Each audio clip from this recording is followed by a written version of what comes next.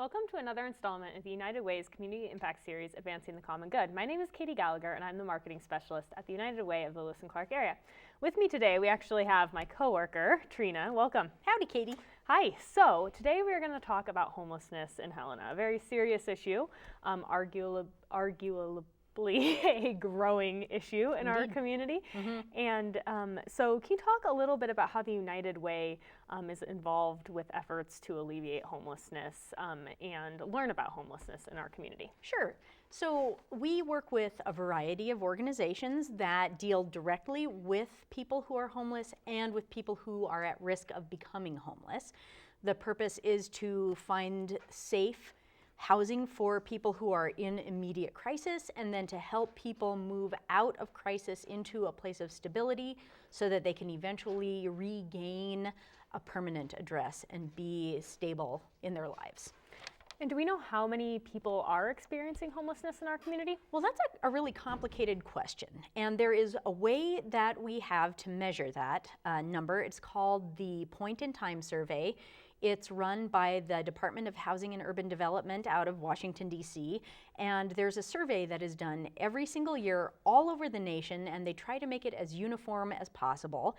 This year it's going to be on the 28th of January, that's a Thursday, and what happens is volunteers go out into the country and they look for people who are experiencing homelessness and administer a survey. We also have sheltered people who are surveyed through, say, God's Love, or some of the places that help homeless folks in the area, like Family Promise, Good Samaritan, Salvation Army, Helena Housing Authority, and the Friendship Center, and the YWCA. So we have a lot of partners that work directly with sheltered homeless folks. They administer the survey, and then we also have people who, on the night of the 28th, get very vigorously involved in counting and talking to people and just making sure that everybody who is homeless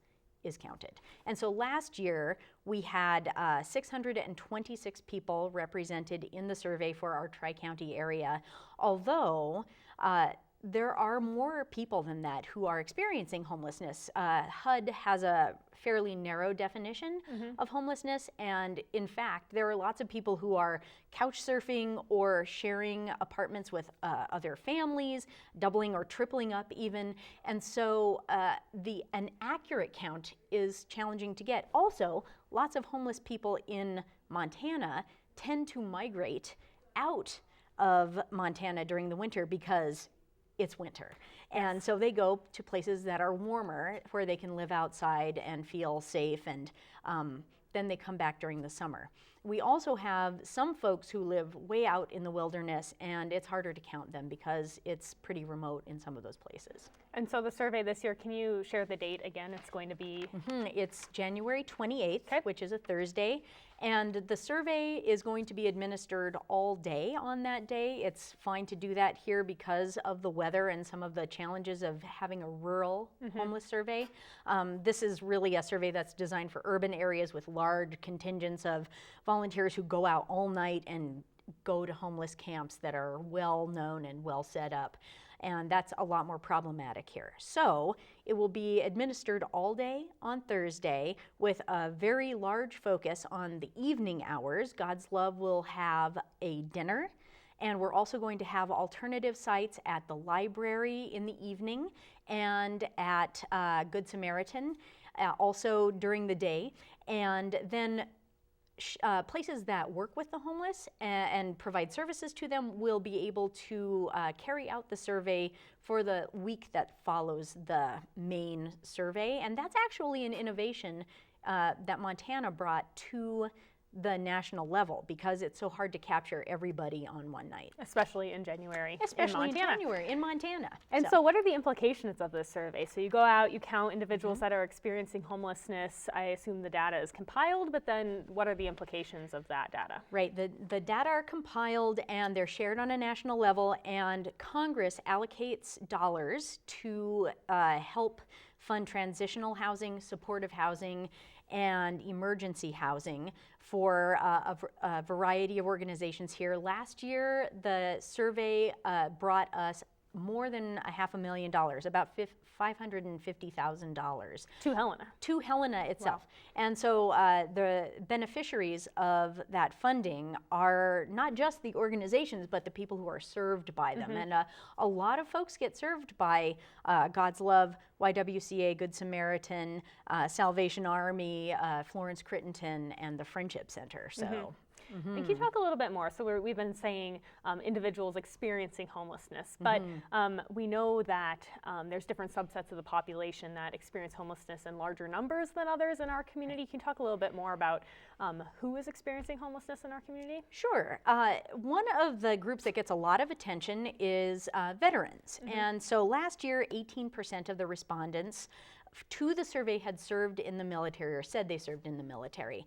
And this year, our mayor has taken up the mayor's challenge to end homelessness, which means that there's a more concerted effort on the part of a larger swath of nonprofit organizations and government organizations to specifically focus on veterans and helping them get access to the services they need so that they can have stable housing. But as well as veterans, there are lots of families that experience homelessness. It's not just an individual thing.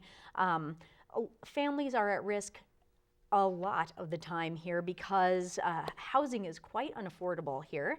It's hard to find a job that pays an adequate amount of money to support a family, pay for childcare, pay for food, and pay for an affordable, adequate, safe place to live. Helena's got quite a housing stock problem. And so people could be living on the precarious edge of disaster, really. Divorce can throw people into a position where they find themselves homeless. Domestic violence, losing a job, having extensive medical bills. There are lots of reasons people can fall out of stability and into this really scary and stressful situation. And it's something that we need to be more vigorous about addressing. And so that's part of the survey, right? Doing the survey and getting the funding to come to our community to address those issues. That's right. Here in the Helena area. And you know, the survey it's for federal dollars, but it is also to make the issue visible and important in the eyes of the community, because the survey has a narrow definition of homelessness, right?